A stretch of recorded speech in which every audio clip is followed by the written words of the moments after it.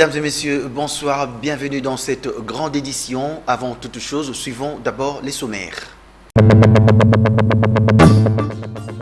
Tout un siècle, ça se fête. C'est le cas du centenaire de la vision du prophète Simon Kimbangu, matérialisé par la fondation de l'Église de Jésus-Christ sur la terre par son envoyé spécial, dont le musée a été inauguré par le chef de l'État, Félix Antoine Tshisekedi, à la terre sainte de Kamba, dans la province du Congo central. Message de son éminence, le représentant légat de l'église Lumière du Christ au Congo, Samuel Massamboukidi, à l'occasion de cette célébration du centenaire du ministère du prophète Simon Kimbangu.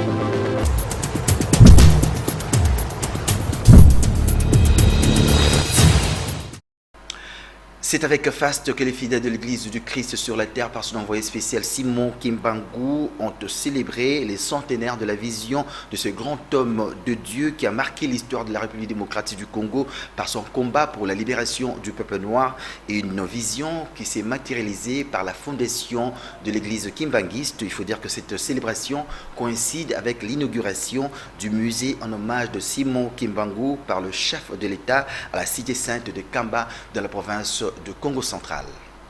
C'est un décor gigantesque planté en pleine Nouvelle-Jérusalem. Nous sommes à plus ou moins 75 km de Mbanzangungu dans la province du Congo central.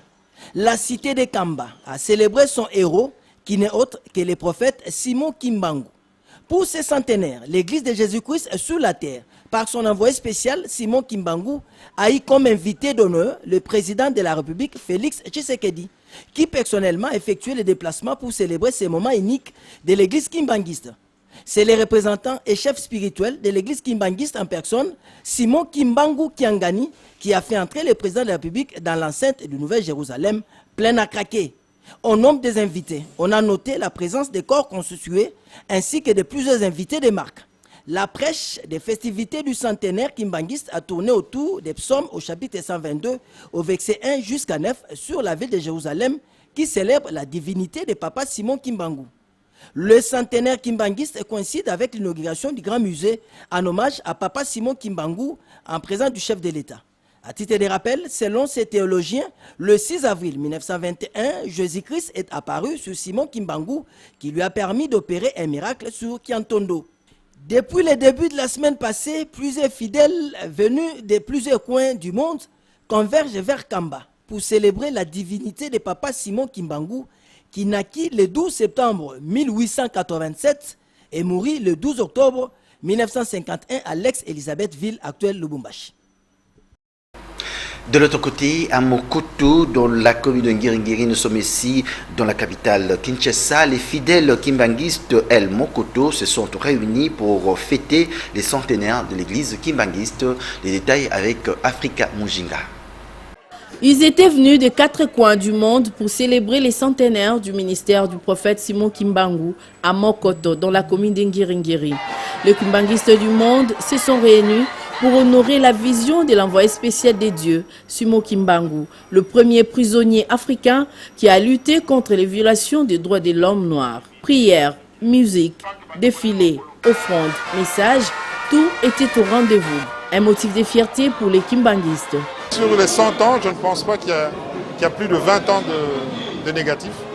Donc on retiendra ce qui est positif. La longue lutte pour l'émancipation du noir, de l'africain et du congolais en particulier. Papa Simon Kimbangu a été le premier à parler d'émancipation. Et quand il a parlé d'émancipation, il a parlé de 3 étapes d'émancipation. L'émancipation d'abord politique, et puis il a parlé de l'après-l'émancipation politique, c'est-à-dire l'émancipation de l'homme congolais et l'émancipation de l'esprit de l'homme congolais. Toutefois, les fidèles de Mokoto réclament la paix et la réconciliation entre les kimbanguistes. C'est pour la République démocratique du Congo également une responsabilité de s'impliquer pour la réconciliation de cette famille. Ce n'est pas une concurrence, ça ne doit pas être une concurrence pour dire que là-bas il y a eu des milliers de personnes, de l'autre côté il y a 10 personnes. Nous appelons la population congolaise. On ne demande pas à tout le monde de devenir kimbanguiste, mais de dire, comme les politiciens, malgré les combats, malgré les luttes, Ils se sont réunis, se sont embrassés. Pourquoi pas cette famille? Il faut rappeler tout de même que les kimbanguistes prônent l'émancipation de l'homme congolais et son autofinancement. Tout à fait autre chose, désordre observé au sein de l'Assemblée provinciale du Tanganyika depuis le 29 mars dernier où les députés membres de l'Union sacrée pour la nation ont déposé 2 pétitions à l'encontre du président et vice-président de cet organe. Pendant ce temps, 3 autres pétitions traînent au couloir contre le rapporteur, le vice-rapporteur et les questeurs. Moma Fataki. On observe depuis un temps un climat politique inhabituel dans la province du Tanganyika. Depuis le 29 mars dernier, où les députés membres de l'Union sacrée ont déposé des pétitions contre les présidents et vice-présidents de l'Assemblée provinciale du Tanganyika, supposés comme étant des protecteurs de l'exécutif provincial, a transformé cet organe en escabeau de l'exécutif dont les gouverneurs ne pouvaient en aucun cas être poursuivis et d'autres griefs soulevés, notamment l'incompétence et le non-respect du droit des députés membres de l'Union sacrée de la nation. Jusqu'à présent, aucune plénière n'a eu lieu au Tanganyika. La police occupe toutes les installations et ne donne accès à aucun député. L'ouverture de la session du 30 mars dernier a eu lieu dans un hôtel de Kalemi. Le rapporteur Sorel Kempouawel, pressenti comme les vrais meneurs des jeux de l'Union sacrée dans le Tanganyika, tient fermement à l'installation d'un bureau d'âge pour traiter le démembre du bureau avant tout, étant sous les coups d'une pétition, aucun d'eux ne peut présider une plénière. Accusé des faux et usage des faux, dans son communiqué annulant la science portant sur la rentrée parlementaire, Sorel Kempouawel, au cours d'une interview accordée à Antenne A, le président de l'Assemblée provinciale sous les coups de la pétition a séquestré les cachets dans son bureau sans respecter le principe de la continuité de l'État et l'article 34 du règlement intérieur qui donne mandat au rapporteur d'engager l'Assemblée à camp de pétition. L'Union sacrée étant la vision du chef de l'État, le député ayant adhéré à celle-ci veille à ce que tous les responsables politiques des institutions provinciales s'alignent derrière cette vision avec comme slogan « Le peuple d'abord ». Mais gouverneur Zoé Kabila et les deux membres du bureau visés par des pétitions semblent résister à cet ouragan qui souffle de vive allure. De l'autre camp, Cyril Kempouawel promet de colmater toutes les brèches et tient mordi pour qu'il y ait respect du règlement intérieur. Signalons par ailleurs 3 autres pétitions contre les rapporteurs, vice-rapporteurs et questeurs initiées par les députés de l'ancienne majorité acquise au FCC traînent au couloir. Dans un autre registre, les artistes congolais, 200 au total, sont sortis très satisfaits du siège de la Sokoda après avoir perçu la répartition des droits d'auteur du 2e semestre du mois de décembre 2020. Tous les artistes ont à l'unanimité jeté des fleurs au président du conseil d'administration de la Sokoda, Nyokalongo, Patrick Borel Mukendi, pour la suite. Une bonne ambiance règne à la Société congolaise des droits d'auteur et des droits voisins Sokoda, qui procède officiellement depuis les débuts de cette semaine à la répartition des droits d'auteur des créateurs des œuvres de l'esprit en République démocratique du Congo. Pour Michel Agou, directeur général, cette opération de paiement s'inscrit dans le cadre de l'exercice du 2e semestre de l'année 2020, et c'est là conformément à la mission fondamentale de cette coopérative qui est résolument engagée à défendre l'intérêt des artistes congolais, toutes disciplines confondues. Ce, malgré les contextes difficiles imposés par la crise sanitaire due à la pandémie de Covid-19 qui a secoué tous les secteurs. Pour cette période, la particularité est l'augmentation de l'enveloppe pour la majorité des ayants droit. Le paiement de cette année inspire davantage confiance aux artistes. Le président du conseil d'administration de la Sokoda, Jossar Nyokalongo, reste déterminé à engager plusieurs réformes pour donner un nouvel élan à la société des artistes.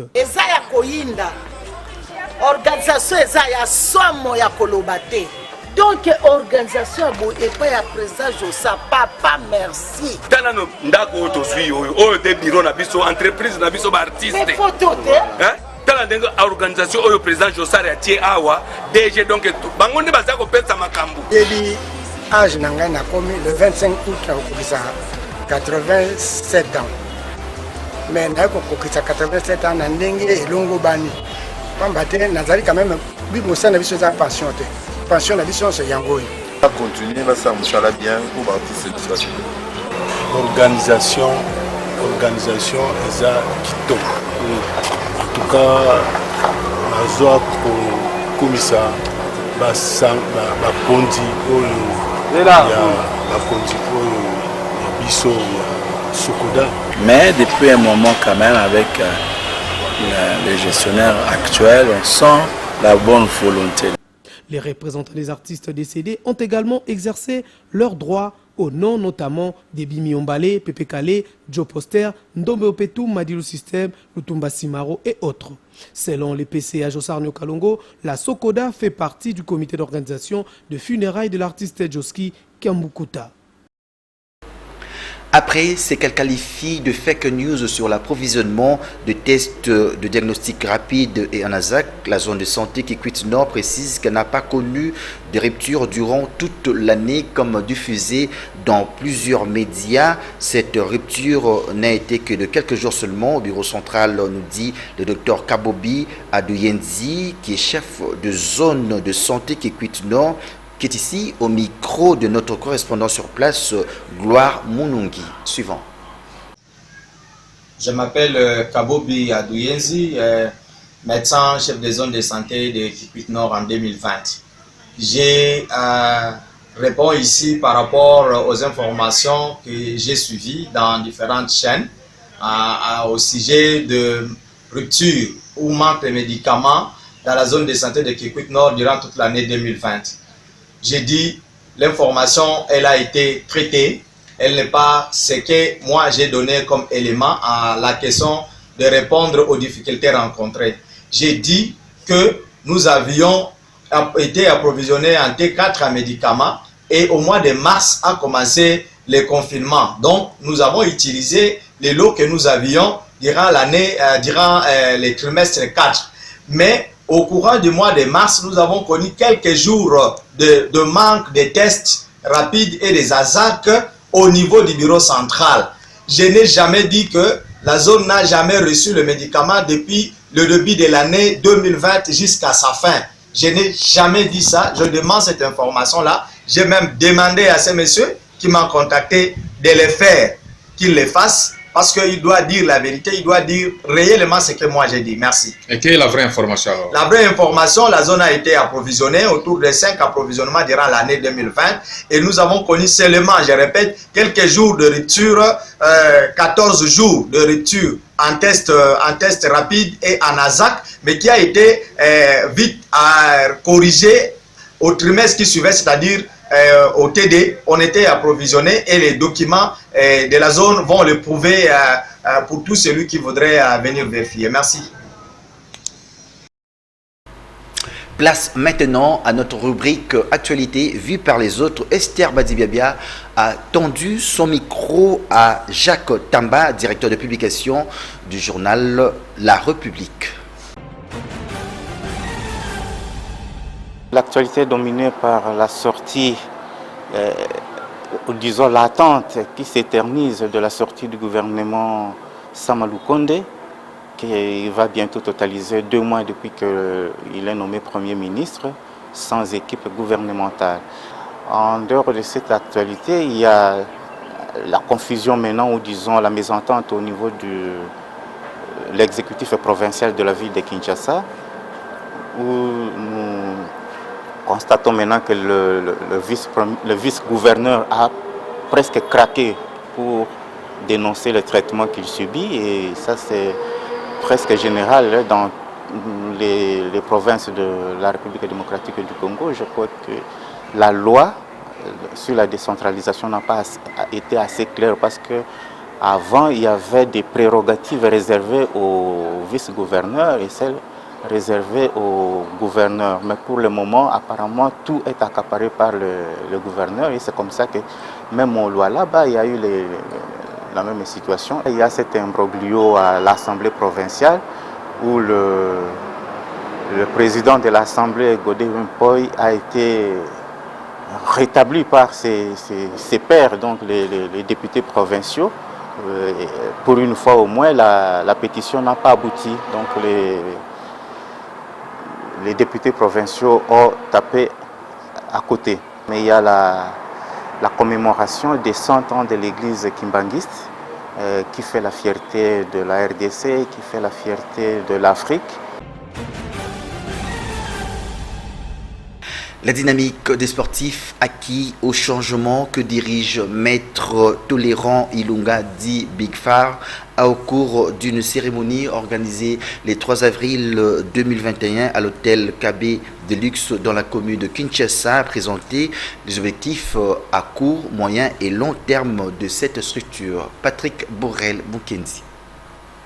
Assurer aux sportifs la vie, la bourse d'études, la création d'emplois, la défense des droits sportifs et une sorte de mutuelle de santé, tels sont les projets de la dynamique des sportifs acquis au développement présentés à la presse. DISAD soutiendra et financera les projets des sportifs congolais afin de les rendre plus autonomes financièrement et organisera aussi des formations professionnelles avec les sportifs et leurs épouses. La DISAD est déterminée à éradiquer le phénomène Koulouna en récupérant tous ces jeunes, les intégrer dans la discipline sportive, tout en leur prêchant le but et les objectifs de cette dynamique. Cette structure a plusieurs missions. Relever la tête du sportif, des sportifs qui sont des ambassadeurs de la République. Ainsi, la DISAD veut que tous les sportifs soient unis comme un seul homme. J'encourage l'initiative des champions Big Fire. Nous avons l'objectif de redorer l'image des sportifs congolais. La DISAD veut que les sportifs deviennent des stars dans leurs disciplines respectives et non de moins que rien utilisés par des politiques assoiffés du pouvoir. Suivant à présent les actualités en dehors de nos frontières avec nos confrères de la Voix de l'Amérique.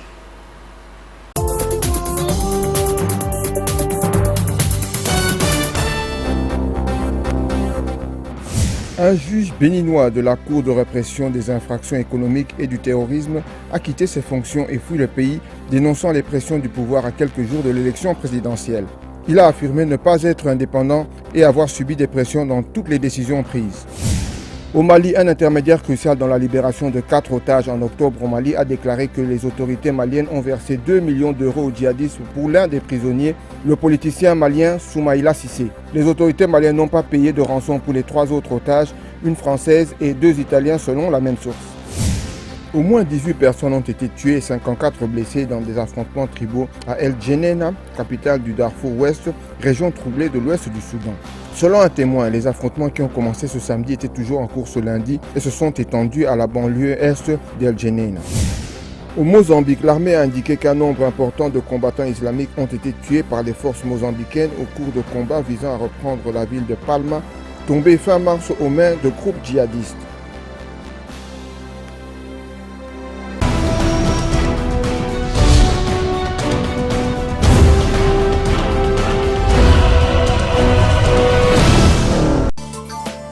Pas de titre accrochant, après un coup d'œil rapide sur le menu que nous proposent les parutions de ce mardi 6 avril, mais quelques-uns méritent qu'on s'y attarde, actualité oblige. D'abord avec Forum des As, qui annonce que le président de la République, Félix Tshisekedi, est attendu en Kamba ce mardi pour la célébration du centenaire du kimbanguisme, ce qui va, pour le quotidien, sceller le caractère national de cette manifestation. Mais Forum des As revient aussi sur la situation à l'hôtel de ville de Kinshasa où les torchons brûlent entre le gouverneur Jean-Tiningo Bila et son vice Nerombungu. Nerombungu qui, comme l'indique le journal, se déchaîne contre son titulaire en le critiquant sans la moindre retenue dans le magazine Bossolo la politique officielle. Ce qui signifie pour le quotidien qu'il se pose un problème d'éthique. Et raison pour laquelle, sûrement, le président du Parti des démocrates pour la bonne gouvernance et président du regroupement politique AAD, Modeste Mutinga, tire la sonnette d'alarme dans son interview accordée au quotidien Le Potentiel pour que cesse le lynchage médiatique non justifié. Un phénomène dont sont victimes tous les Congolais sans exception, du Congolais ordinaire au président de la République. Face à ce phénomène inquiétant qui envahit les espaces médiatiques, fait savoir le journal, il rappelle que la liberté d'expression exige de tous les acteurs des médias un sens aigu des responsabilités. Ensuite, avec Congo Nouveau, qui non seulement sent la corruption au sein de l'Assemblée provinciale de Kinshasa, où la pétition visant le président de cette institution, Godempoy, a été rejetée hier lundi 5 avril par 33 députés sur les 36 votants, alors que la dite pétition avait été signée par 17 députés sur les 48 que compte l'Assemblée nationale, mais aussi donne les raisons pour lesquelles l'inspecteur général des finances Jules Alinguete reste muet au sujet du dossier 12 millions de dollars de rétrocommission qui pollue l'atmosphère au ministère de l'économie. En fait, selon des sources proches du dossier, à la présidence et au ministère de l'économie, indique Congo Nouveau, l'inspecteur général des finances serait dans la trame de cette affaire. Il serait très présent dans le traitement du dit dossier, jouant le rôle de DIRCAB de l'ombre de la ministre de l'économie Akassia Bandoubola, écrit le tabloïd. Et selon les sources du journal, l'État congolais, via le Trésor public, avait payé 80 millions de dollars avec une retenue à la source de 12 millions de dollars, dont seul Jules Alinguete connaîtrait la destination aujourd'hui. Au Kasaï oriental, informe l'avenir, le gouverneur Jean Maouéja, destitué par l'Assemblée provinciale depuis le 1er avril, refuse de démissionner. Selon une vidéo, écrit le quotidien, ce riche diamantaire se serait même fait accompagner d'une colonne de motocyclistes, Wewa, jusque dans son lieu de travail. Une situation qui ne peut qu'être à la base des tensions en Bujimaï.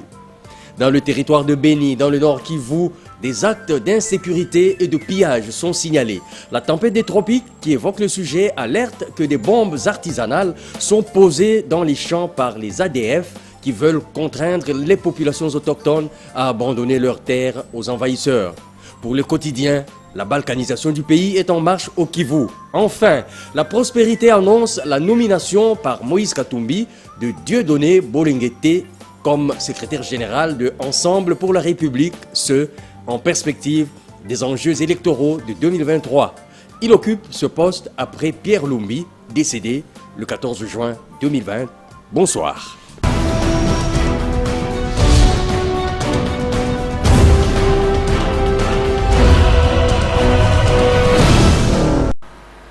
Le représentant légal et chef spirituel de l'église Lumière du Christ au Congo, Samuel Massamboukidi, s'est exprimé ce mardi 6 avril 2021 à l'occasion du centenaire de combat du prophète Simon Kimbangu, envoyé spécial de Dieu sur la terre. Nous proposons de suivre ce grand format qui est signé ici par Africa Mujinga. Dans le cadre de la célébration du centenaire de la vision de l'envoyé de Dieu, Simon Kimbangu, laquelle vision est axée sur le combat pour la libération du peuple congolais, son éminence Samuel Massamboukidi Nitoufidi, représentant légal et chef spirituel de l'église Lumière du Christ au Congo et l'USECO en sigle, s'est adressé Orbi et Urbi à tous les Congolais. Les lots 100 ans, Simon Kimbangu n'était pas un politicien. Mais cet homme, vous l'avez politisé. Vous politisez Batunions. Pourquoi il faut que, avant mon dimamout, il faut moutouana dans un combat politique? Non. Simon Kimbangu pas à la reconnu, il est obligé de la moutou FCC, to ya cash, to ya la mouka, non.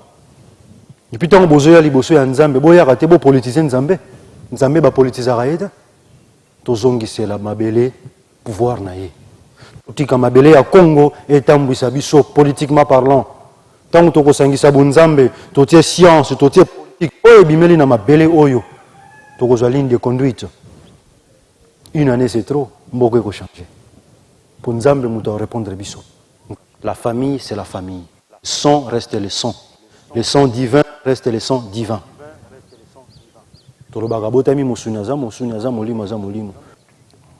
Je crois que biso bana ya molimo otokitani tatao basali musala oyo lelo 100 ans jour pour jour tozokanisa bango tozana ngambo monene na mutu ya kokokisa liloba ya batata.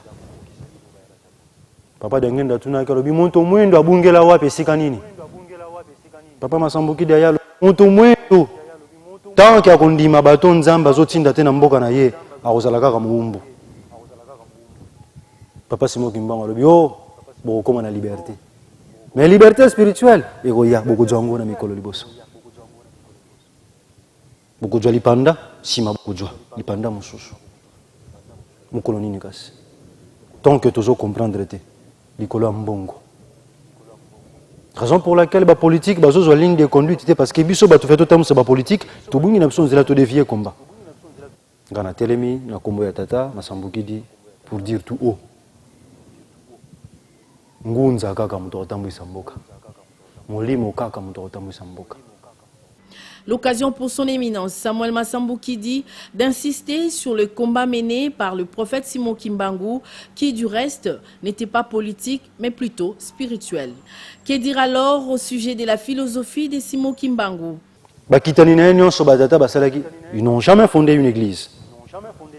Peut-être Papa Massambou Kidi à son époque, il y a un temps moderne, moment où déjà il fonctionnait, progrès salami, moto évolué, il y a grâce à l'église, à la communauté. Papa Diangenda Bundi a télémisi kimbangiste. Nabande konaye mibale. Papa Dialungana, papa qui sorokele basali musala. Accompagné na ba mama, ba mami kala, ba mama, ba tata, bazala ki basali, basungi eloko ane telema. Papa Massambou Kidi Bundi moko na musala na ye. Humiliation ko finga mako tuka mako seka ma yandengo wana. Malgré ba miracle azo sala, malgré ba professeur pesi pona mboka. Et salami. Mais ba tata wana ba finga mi ba cholami. Ba papa mpadi n'en parlons pas. Ba Philippe Mbumba ba traitement mabe, tout le temps emprisonné, tout le temps na boloko. Simon Kimbangu a rebondé là-bas tout hein. Il faut tenir un combat, il avait une lutte noble et juste. Il faut ozongi ça le vrai combat ya Simon Kimbangu et zonga. Combat n'était pas de construction. Tous autres ont mausolée, ezaka ba meuble, ba bâtiment ya kitoko tozo ko embellir pour nous retirer batata wana nisika ya lukumu. Mais le combat ne s'arrêtera pas dans la construction. Le combat, c'est les idées, la philosophie de Simon Kimbangu. Qu'est-ce qu'il voulait? La philosophie de Papa Massambou Kidi, qu'est-ce qu'il voulait? La philosophie de Kimpavita, qu'est-ce qu'elle voulait? Il faut tout arrêter, que comme ça combat à Tata Simon Kimbangu, une affaire politique. Son combat est spirituel. À en croire le numéro 1 des Massamboukidistes, il faudrait que l'héritage du prophète soit pérennisé à travers leurs descendants. Tata Simon Kimbangu azaya ba kimbangiste te. Papa Massambou Kidi azaya ba Massambukidiste te. Papa Mpadi azaya ba Mpadiste te. Ba tata wana baza pour l'homme noir en général. Baza pour l'Afrique mobimba. Fier d'être congolais parce que ba bandeli bazo porter la nationalité congolaise. Tout un discours à Simon Kimbangu, l'homme noir doit récupérer ses valeurs spirituelles qu'il a perdues il y a longtemps. Kofingate, kocholate parce que et quoi apporter dans nos solutions. Bonne fête à tout le monde. Que vive à jamais les Bangunza. Que vive à jamais les Kingunza. Que vive à jamais les Mvoila au Batata Batiki. Que vive à jamais Bana ya Molimo, Bana ya Kimbangu, Bana ya Congo, Bana ya Massambou Kidi, Bana ya Kimpavita, Bana ya André Massoua, Bana ya Sima Otoko, Bana ya Papa Mpadi. Que vive à jamais la terre du Congo.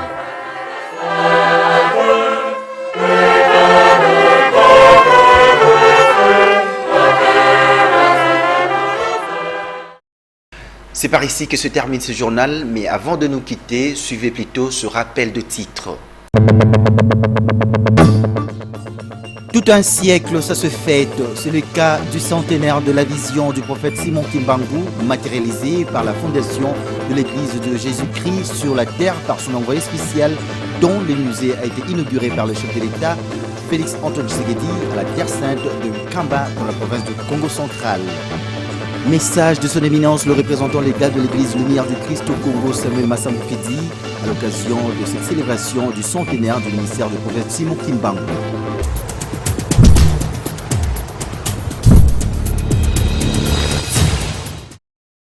Ce journal est complètement fini. Excellente suite des programmes. Qu'il plaise au Seigneur pour que nous nous retrouvions demain à la même heure. Au revoir.